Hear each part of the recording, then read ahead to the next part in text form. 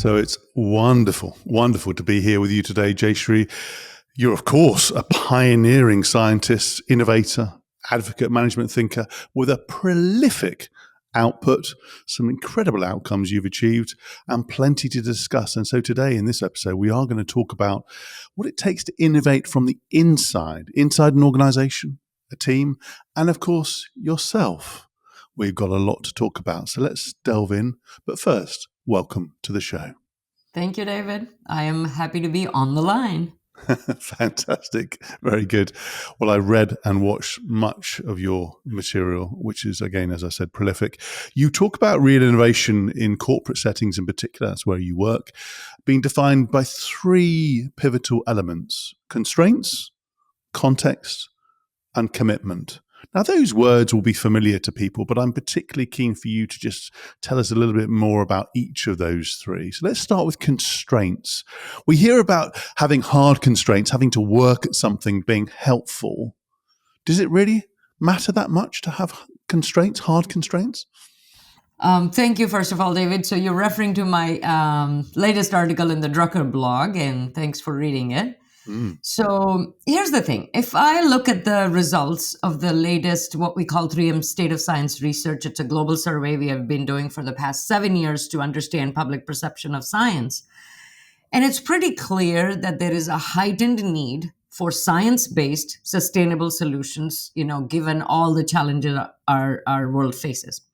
So I've been thinking about how the lens on innovation changes. So in that article, I'm proposing that innovation is, like you said, about constraints, context, and commitment. And the constraints can come from your strategy, your mission, your vision, your goals, your structure, or from understanding the landscape of innovation, your ecosystem. So as an example, given all the sustainability challenges, at 3M, we created constraints. And the constraints we created are that every new product will have to have a sustainability value commitment. Great. And we created a sustainability framework: science for climate, science for circular, science for community. And we set sustainability goals. So what all of this does is it serves to create constraints that in turn can drive creativity and create opportunity. So whether it is, let's say, moving from renewable energy, moving to renewable energy, or moving from solvent to solventless, or moving from plastic to paper, or moving to recycled content from virgin material, it just becomes another vector for innovation. And so I like to say that constraints can be very freeing. It gives you something to focus that inventive energy on. I mean, that's such a brilliant articulation. How many times have corporate teams, if you like, pursued innovation and then thought, right, okay, what do we use it for? How does it get used within the organization? And I guess that links to context. I mean, you've talked about context, a number of guys there. Well, what would you draw out as the most important aspects of context for innovators to really understand and appreciate? Yeah, I think for context, the most critical aspect is another C word, the customer, right? What are their limitations? What are their degrees of freedom? What are their constraints? What are the pressures they are under? Or what are their pain points? And then the second piece, I think, is the market in which these customers operate.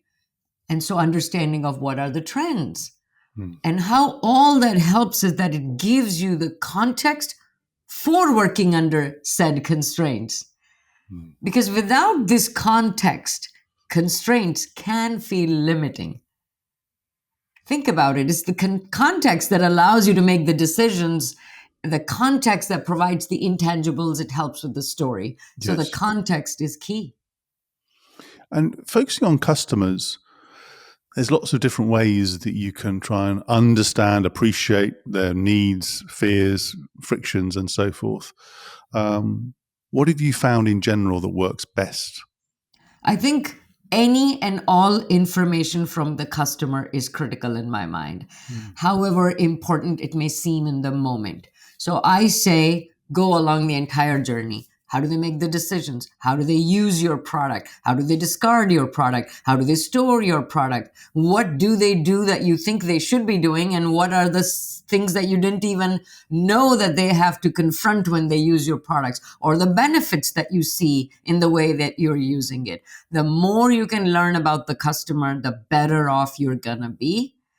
And then it is all not just about observing, but also really doing thought experiments to understand why they may be doing certain things that they're doing, and then having rich dialogue with them to further understand that appreciation of that context.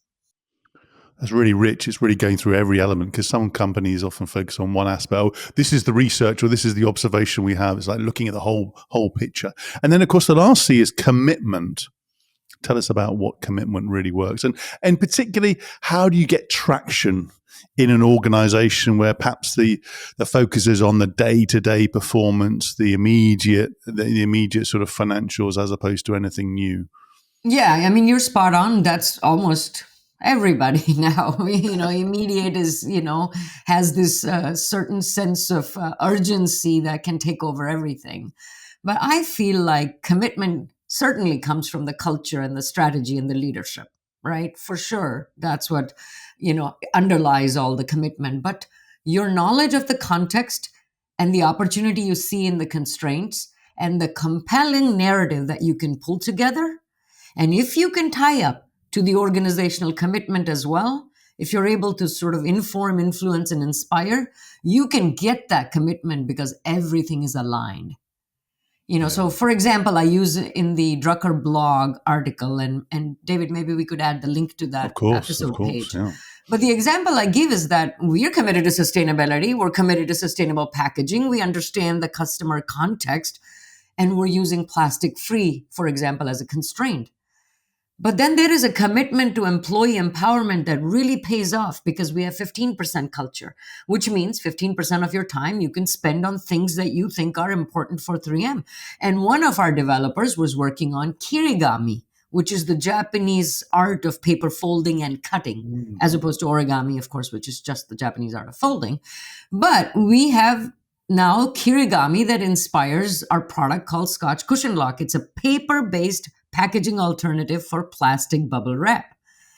So there are many C's used in context with innovation, and all are important: creativity, curiosity, courage. But I want to spotlight constraints, context, and commitment specifically when it relates to sustainable innovation, because constraints give you the boundary conditions. So how are you defining or redefining those boundary conditions?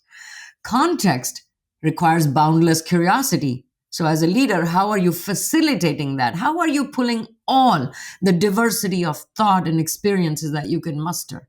And commitment fosters the boundaryless behavior.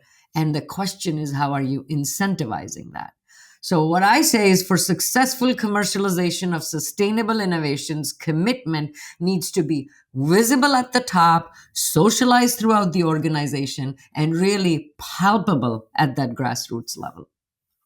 Gosh, you say a lot in a few sentences. I've got my head is spinning with ideas and stimuli and further questions. So let's delve further. Let's go back to the customers for a moment, because you talked about really understanding them, like really throughout their life cycle, their journey. That will highlight problems that they're facing, in terms of whether it's interacting with you, buying from you, using the product. So you have lots of problems in front of you. What does it take, and how do you focus on the problems that really matter, so you therefore can focus your innovation efforts? What does that involve? Yeah, for me personally, first let me answer that. I am drawn to limitations. So why can't we do a certain thing that seems like the thing to do? To solve a customer problem, to meet a market need, etc. And once I get to that constraint, by asking a lot of questions, well, why can't this be pink? Well, because we don't have a pink pigment. Well, why don't we have a pink pigment? Because pink pigments are XYZ. Well, why are pink pigments XYZ? So you get to that fundamental problem, right? And then I try to increase my own context, convince myself it's a problem worth tackling, because my gosh, everybody needs pink tape, and we need to have the capability to make pink tape. So then you create that compelling narrative to draw others in and develop that technology building block that is needed to facilitate that innovation. So that's kind of what I've done over my 30 plus years. Like, we should be doing this. Why aren't we doing this? Well, we can't do this because of this. Well, why can't we do this? Well, it's because of this. Oh, so you're saying it's a manufacturing constraint. Okay, let's figure out how we can increase the speed, how we can increase this. What does it take to do this? So I look at technology and trends. I look at products and possibilities. I look at customers and markets, and I look at the idea of leapfrogging and disruption. So I basically call it, little more Jayshree speak for you, I call it the TNT factor. It's basically the trends, needs, and threats that can blow up your assumptions. Oh, so I love that. think I love about that. the TNT Gosh, you're factor. relentless, aren't you? I imagine working with you. You're asking me lots of why, and you don't stop at the first two levels. You keep going. That requires determination and so forth. And I guess the link to that requires the imagination and experimentation that you referred to, and the boundless curiosity you just mentioned a few moments ago. Those are terms that people band around, candidly. And then the lived reality, however, in organizations is not quite as liberating as that. What practices have you seen or practice yourself that have encouraged people to think big, to imagine, to experiment, especially in organizations or teams where perhaps they've been, managed by the bureaucracy or constrained? How do you liberate people? I think the process in my mind, and here's the thing, David, I have to say this, after working on the same sort of idea of innovation for 30 years, you get the opportunity to crystallize your thoughts and think about your journey. And so that's the kind of state where I am, where I can go, yep, I know this because of this, this, and this. So I think once you give, so let's back up. I think there are two kinds of people who can identify a problem to solve, or people who can solve problems. And very few can manage both, but they can. So if you have a whole entire group of people who can solve problems, but don't have anybody who can identify the problem to solve, they will solve the problem that's in front of us, right? Whatever is in front of you, you'll solve.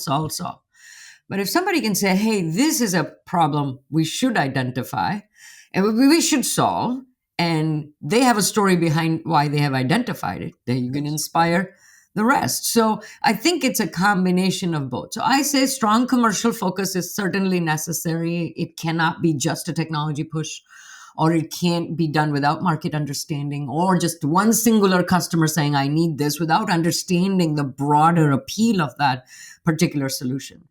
So what I use is a process which I have called mosaic building, and I talk about it often. And in fact, your listeners who have read David Epstein's book, Range, can go to page 206. And David Epstein actually interviewed me and wrote about the mosaic building process. So I call it the tiles of information that we all carry. We all carry tiles.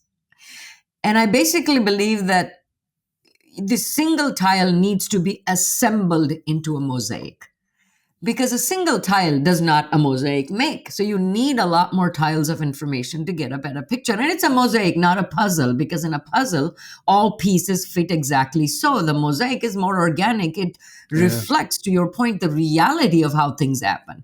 And you have tiles that you can place anywhere. So once we have assembled it, you can look at the mosaic to figure out the story it's telling, convince yourself that it's an idea worth pursuing and worth championing, and only then you can convince others. And so assembling that mosaic allows you to sort of paint the vision of where to go next, from individual tiles to innovation tales. It's the story that sticks. So with all the change in the world, the tiles are constantly evolving and they need to be readjusted and replaced. So you have to take people on this journey, if you will, of uncovering tiles, of putting them together, or readjusting, rearranging, building a story which focuses people on learning. Yes. And once people are focused on learning and they see how it enriches their journey, then they are more willing to go on this journey. And that how do you do that then? So firstly, before I say how you do that, I should have said artist at the beginning, because you sound like an artist as much as a scientist. So I take that as a compliment. so you're taking them on the journey. You're encouraging them to learn. But imagine though, and I bet you've had a few times like this in your 30 years, where you've got somebody who's just obstructive.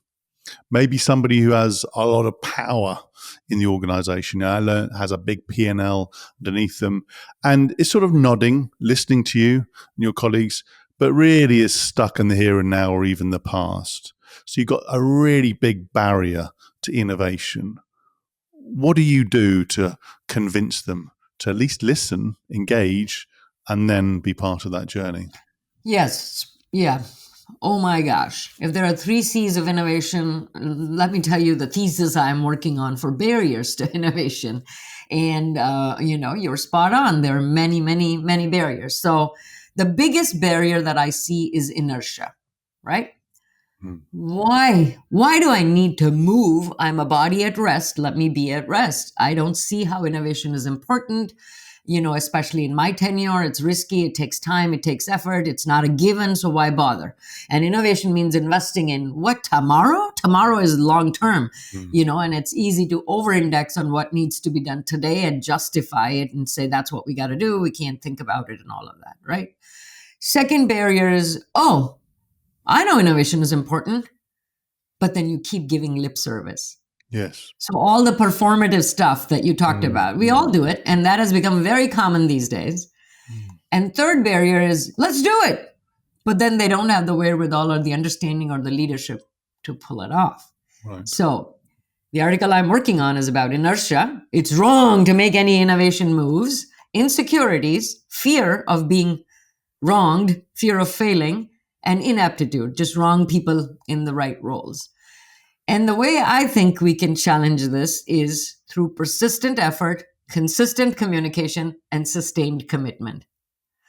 For the people who have inertia, the story you have to tell is why this, why now? Like, why this, why now? Why this, why now? Why is it important? Now, Why should we change? Yeah. Yes. Yeah. For the insecurities, essentially you have to address what's in it for me, like what's in it for them. And for the ineptitude, or rather to compensate for it, you have to inspire everybody with the what if. So at the end of the day, the biggest asset for bringing innovation to life is soft skills.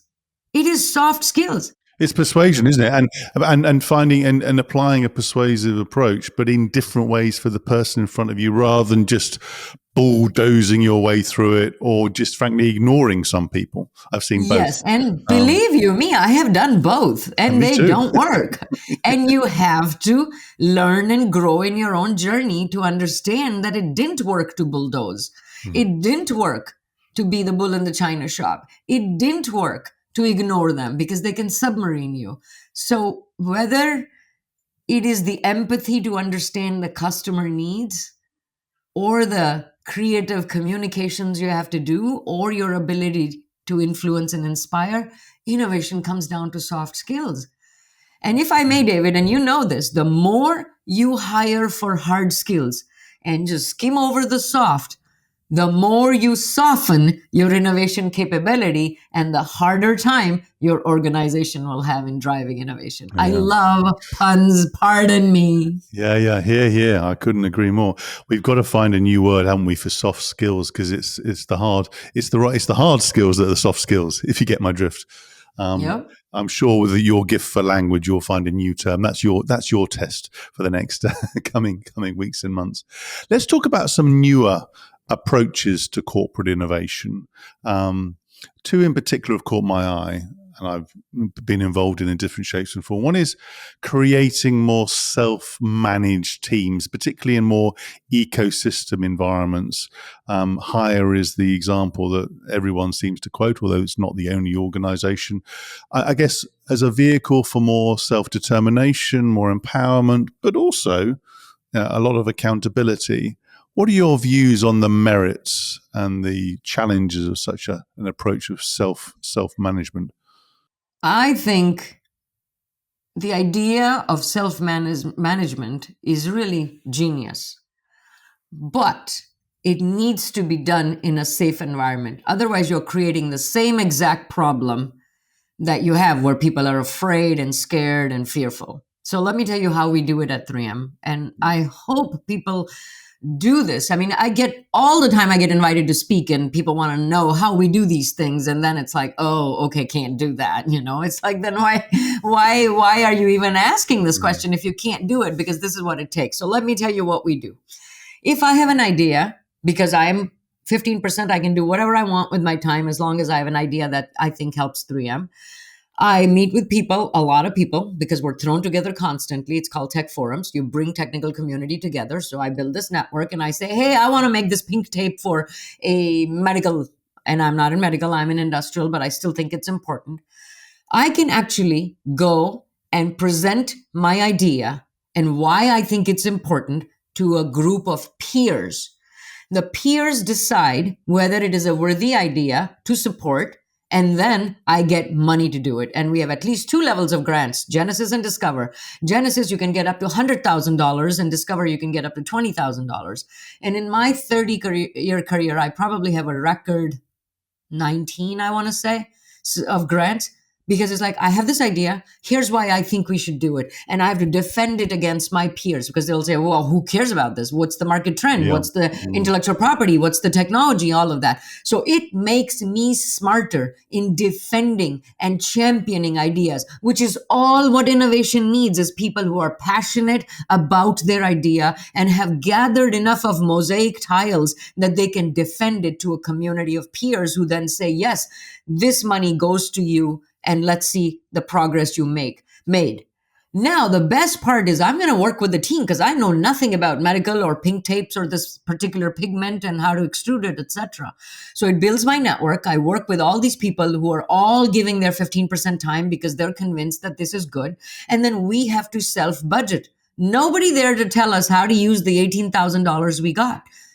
And so now I have just upped the skill of my people. And I always try to get newer people who are just walking into the company as part of my team so that they get to see, oh my gosh. That's great. And nobody asks you what happened at the end of the day. We do a poster session, the CTO, the CEO, they come, they see all the great ideas, and we know that we have advanced a technology building block, which certainly will come in necessary if it didn't come in to fruition now and didn't get into another hopper. And the genius is that that committee needs to be knowing what is going on in the world, because how are they going to judge an idea about putting AI with materials if they don't know about that? So it is truly a genius. You have to believe in it to make sure your people have experience to do these things. Why? Because when you really have an innovation that you want to bring to fruition, you can't turn a switch on and say, okay, people, now do what you need to do. They have no practice. Yeah. And they are going to be afraid. How do we become less afraid about getting into a car? It's because we have practice and we know how to drive and we know the rules. And you've also been safe to raise challenges with each other, with your peers first. So there's a safety in that aspect, as well as then when you actually go want to scale something, you've already got some muscle that you've built, if you like. Yes. It's absolutely key. It's the best low-key way to lock in a culture of innovation. I love that. Can I just ask a quick question on the 15%? Because I know other companies have applied similar practices. But what they do effectively, and I'm caricaturing it a little bit here, is you have to earn it. So you get to your 100%, 120% that you do in your day job. And once you got there, and once you perform really well, you get your 15. Is that how it works at 3M? No. You walk in and you know that you are empowered. And let's just be very clear. The 15% is not math. It's a path. It is the empowerment concept that if I have an idea, I am empowered. Let's also be very honest. Does everybody use it? Absolutely not. Do some of us just live in 15% time for 30 years? Absolutely yes. So the idea of empowerment should not be scary. It's like, well, I won't know what they're doing for 15% of their time. That's not what this is about. This is about letting them feel empowered when they do have an idea and socializing the concept so it builds this culture of empowerment. Okay. And do we sometimes not get it right? Absolutely. Do we try to course correct? Absolutely. Because this is the single thing that the world needs right now, is people feeling empowered. Whatever it is that you can do, leaders, please do, because people need to feel empowered. It ties into their purpose, it builds in engagement. You've got all these issues where people are feeling burned out. Yeah. I'm never feeling burned out when I'm working on something that I tie in with my purpose and my passion. So there is Quite a right. lot of social science that gives us clear clues on what to do. So I think 15% culture is absolutely genius. And then making sure that when people do have ideas, how you support them and then have that entire journey covered. Fantastic.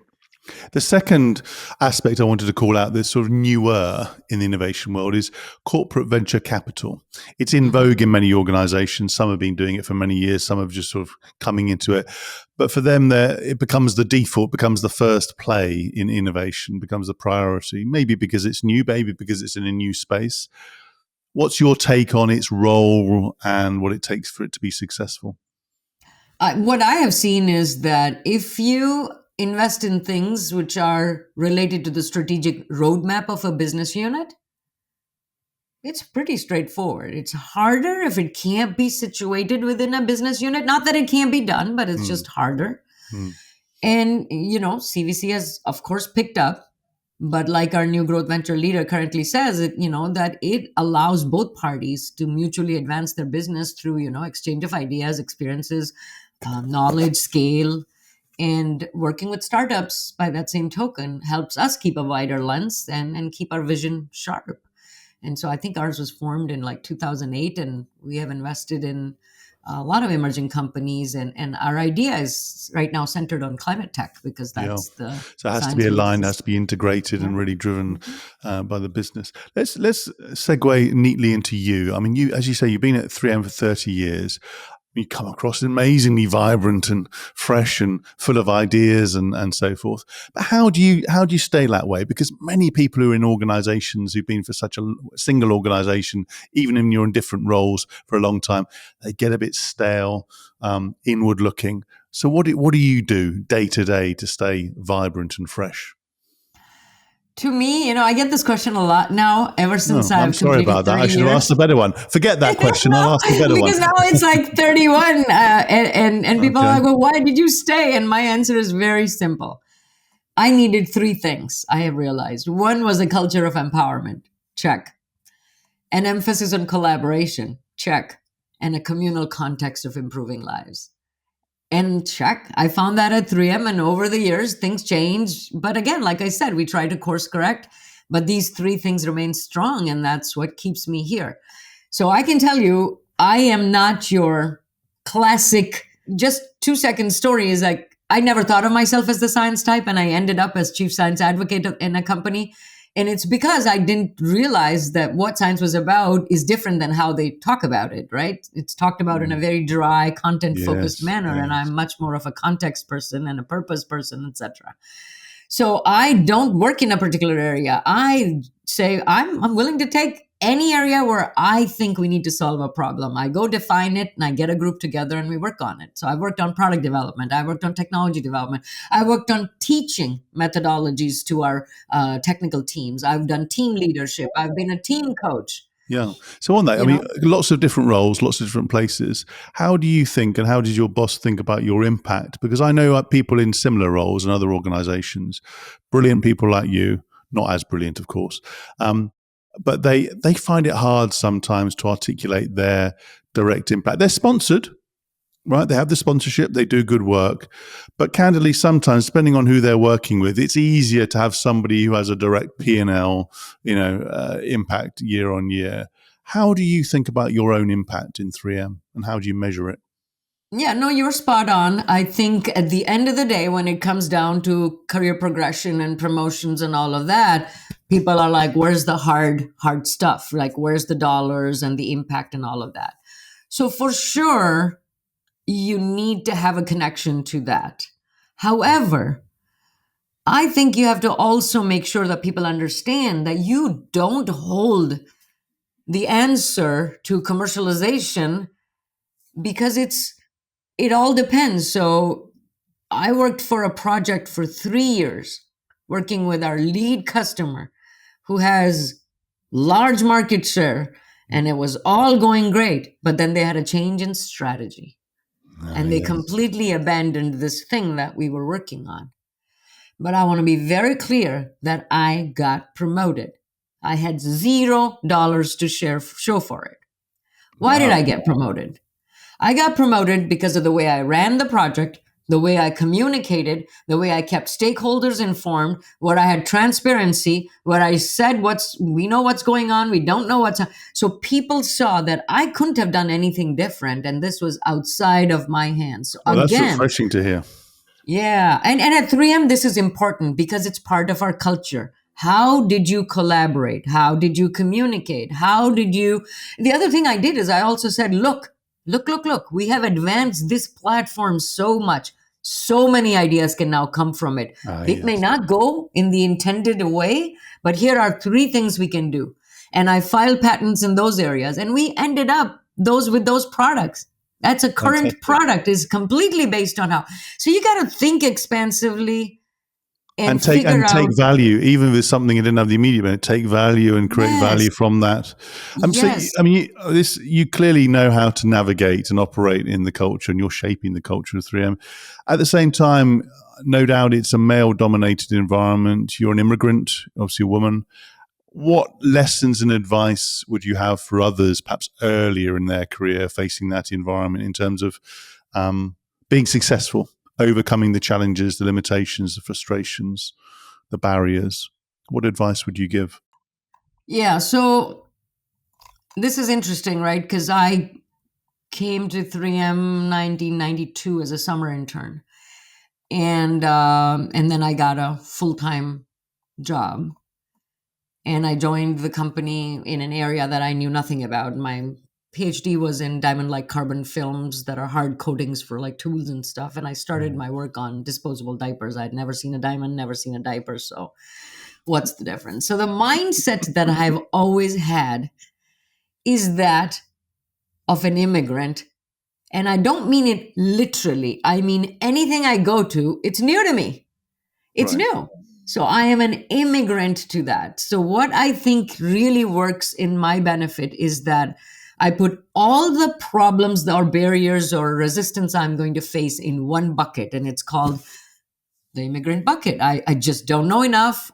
People don't know why they should listen to me, or so I don't think about whether I'm a woman and I'm short and I speak fast and all of that, and with an accent. I don't think about all of that. I was just like, I'm going to have challenges because I'm an immigrant in this area. So I used what I call the grant of the immigrant mindset: Great. grit, resourcefulness, adaptability, navigation skills that you just pointed out, and transcendence. There has got to be, and most immigrants have that, is that sense of transcendence. I'm here, I'm going to make it count. And I'm going to make it count not just for me, for my community, right? Fantastic. So those are the things that I've used in any new area that I go into. So you don't have to be an immigrant to have the grant of that immigrant mindset. You know nothing about AI or whatever. You need grit, which is the determination and resilience in the face of challenges, and not to be deterred by so-called failures. For sure, that has worked in my benefit. Resourcefulness, creative problem solving and making the most of whatever you have got. Adaptability, adjusting to new environments, circumstances, changes in plans. Navigation skills, completely trying to understand all the time what are the cultural, organizational, social, what is all at play, and then how do you work through them. And then, of course, transcendence, which is looking beyond yourself, your own personal goals, and truly embracing a sense of purpose. And the reason why I've had a strong voice in shaping the culture is because I say, I know it is important. Look at me. If people like me who never thought they were the science type can become the highest level in this company, we have to understand that a culture is a critical role, because it is critical in how I blossomed. So I make it about this strong, authentic voice. Love that. That's such a strong, powerful impact that you have in the world around you. You've answered one of my questions already in that and more. Last question, and conscious of time and drawing to a close. You've probably got another patent to file, haven't you? So beyond the 80. When you're having your best day, I hope it's today, but if you're having your best day, what practices help you smash it out of the park, apply your superpowers? What do you do? What helps you? I like to make lists. I like to minimize context switching if I can, because I write a lot these days. So I don't want to be thinking about doing something and then thinking about the writing and all of that. I commit to discipline and I simplify. I also parse out my time in ways that have worked for me. So I clearly know what is prime time. I know what is face time, where I need to be available face to face. I know what is sort of me time. I know what is flex time that I need to build in. So I'm very disciplined about that. And it just allows me to sort of know that I am being conscious about where I'm spending my time. And then I am committed to spending as much time as I need to do something. And I have the privilege now to do that because I don't have little kids at home or, things like that. So I just take as much time as I need because I know that it'll free up mental space to think about the next idea and the next idea and the next. But as I'm growing older, I'm realizing that I need to write down a lot more because the ideas are just gone. So I'm becoming, more of a list taker, note writer, etc. Well, I've loved this conversation. I hope you felt it's been a good use of time. You have a very vivid use of language. You clearly have a way of thinking and being and doing, which is very inspiring, very empowering, and it's very real. You get the realities of big companies as opposed to other people who, frankly, can write a lot but don't really know how stuff gets done. So I applaud you for that and everything you are.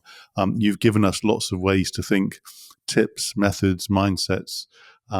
Where can people find out even more about you and your brilliant work online, Jayshree?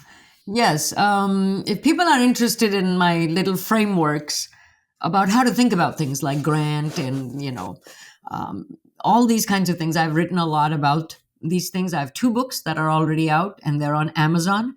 And all proceeds go to a scholarship for underrepresented minority women in STEM. So it's a win-win. Fantastic. It's a gift of education, the best gift you can give. And I'm working on my 3rd book. And this one, all the frameworks will even have worksheets so people can work through that. So I think that would be good. And I'm on LinkedIn every day. So please follow Yes, you me and are. you'll know Yes, you are. when the next one comes out. And if people are interested, you can also check out my article with Professor Amy Edmondson on communication mistakes that you need to avoid. And that was published in Fast Company. And then how to bridge the chasm between business and technical community. That's with Professor Rita McGrath of Columbia, and that's also on Fast Company. And then, of course, the both recent well-known people as well. Look, that's yes. definitely enough for now. But there's a lot, and I read the homework I was given prior to this conversation was mammoth, and I was probably still a B- student, but I had to go anyway. It's been a great conversation. I'm grateful for your time. That was another edition of Lancefield on the Line. I do hope you enjoyed this episode as much as I did. Check out the other episodes in the series. Sign up to the YouTube channel, to the podcast. And Jayshree, thank you ever so much again. Thank you for having me.